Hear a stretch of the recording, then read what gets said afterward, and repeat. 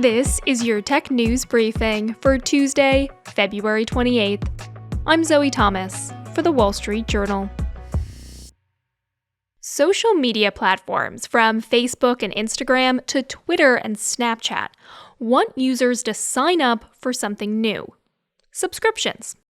If users want more reach, more security, better access to customer service, they'll need to pay for it. But will users pay for something that's been free since its start? With me to discuss why the platforms are doing this and what each subscription costs and offers is WSJ tech reporter Meghan Bobrowsky. Hi Meghan, thanks for joining us. Yeah, thanks for having me. So I want to get into what these subscriptions look like, what the companies are actually offering. But first, can you tell us why they're using this subscription model?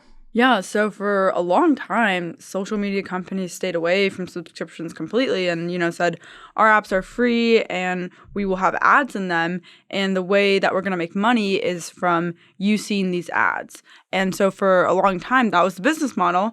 But in the last year or two, there's been a couple of things that have happened in the digital ad market. I mean, a lot of these companies, their revenue growth is slowing a lot, and in some cases has even declined year over year.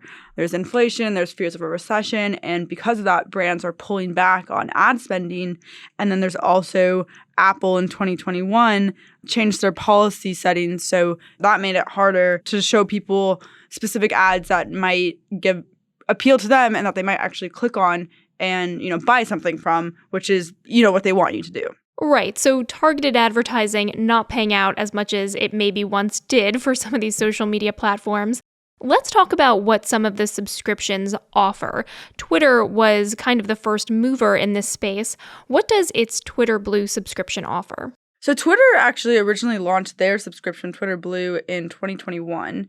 And that at the time didn't include the blue check verification mark that it now does, but it offered, the ability to undo tweets up to 30 seconds. From estimates that we saw at the time, it wasn't super popular, but when Elon Musk bought Twitter, that was one of the things that he pretty immediately did was revamp Twitter Blue and change the pricing.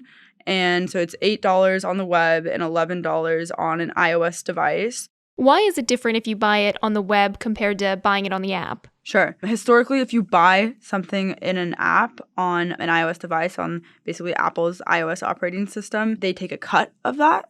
And so Twitter and Meta are basically saying, okay, you can buy that in the app, but we're sort of passing the cut that Apple takes onto consumers. Okay, so Twitter expanded its subscription offering. Meta, on the other hand, just came out with a new subscription. What is it offering? Last week, Meta announced that they will also be introducing a subscription offering. They're testing it right now in Australia and New Zealand, and theirs cost $11.99 on the web and $14.99 on an iOS device. And it's either or Facebook or Instagram. So if you want to have the verification or the subscription service on both, you'd have to pay twice over, basically. And what do you get for signing up for Meta's subscription service? So what you'd get is boosted reach. So your posts, whether it's reels or photos, you're going to get more reach on Instagram. Let's just talk about Instagram. So on Instagram, they say you're going to get increased access to customer support. So if something happens with your account, you're going to be prioritized for the help that you need. Historically, Meta hasn't really had a lot of customer support service in general. So we'll see what it looks like going from that to what they're now saying they're going to offer. Right. That's been a big complaint for people who use Facebook and Instagram, that customer service really isn't available to them. I guess they can now pay for it? Yeah, exactly. So, this is in some ways sort of uncharted territory. And so we'll see, one, how many people are actually going to be willing to pay for this, and two, what enhanced customer support actually means. Like, that is still something that I think remains to be seen. Another social media platform that has a subscription service is Snap. It's $3.99 a month. How is their offering any different from these other ones? Yeah, so Snap's interesting as well because Snaps has been relatively successful so far. It's only been out for about 6 months, but they have 2.5 million subscribers of this. And what theirs is basically is it allows you to customize the app. And so you can create custom notification sounds for your friends. You can change the wallpaper of your chat screens. You can pin someone as your best friend. So things that are sort of makes sense for Snap, right? Because it's a messaging app. I mean, it's social media, but it's really a way to connect with your friends. And so a lot of the things that their subscription service offers are around more ways to connect with your friends. So you mentioned that Snap has already been pretty successful. I wonder what analysts are saying the overall feeling about these subscription services is going to be, because social media platforms have been free for ages. I mean, are people going to want to pay for it now? This is completely new territory. No one's done this in the social media space at scale, so this is new. But, I mean, Bank of America said last week in a note that Meta could have 12 million subscribers within a year. You know, if you talk to people, you can probably find people on both sides of this where some people say, okay, I don't want to pay for social media at all. I've never paid. I'm not going to start paying now. And these features specifically are not something I want to pay for. On the other hand, if you are an influencer or someone who is trying to get more of a reach and build a social media following on, let's just say, Instagram, you might be willing to pay to reach more people with your posts. Do you expect other social media platforms to follow this trend to come out with their own subscription services? I think it depends on how successful these are, right? And so, you know, we've seen estimates of Twitter Blue.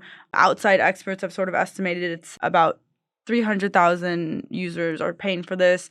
I mean, if you look at how many users these companies have, so Twitter last publicly reported more than 230 million daily active users. So that's obviously a very small sliver of that. Snap's 2.5 million subscribers is less than 1% of all their users. So you're going to need to, for this to be a meaningful source of revenue for them, they're going to need a very large number of their users to subscribe to these programs. All right, that's our reporter, Meghan Bobrowsky. Meghan, thanks for breaking this down for us. Yeah, thanks for having me. And that's it for today's Tech News Briefing. For more tech stories, head over to our website, WSJ.com. I'm Zoe Thomas for the Wall Street Journal. Thanks for listening.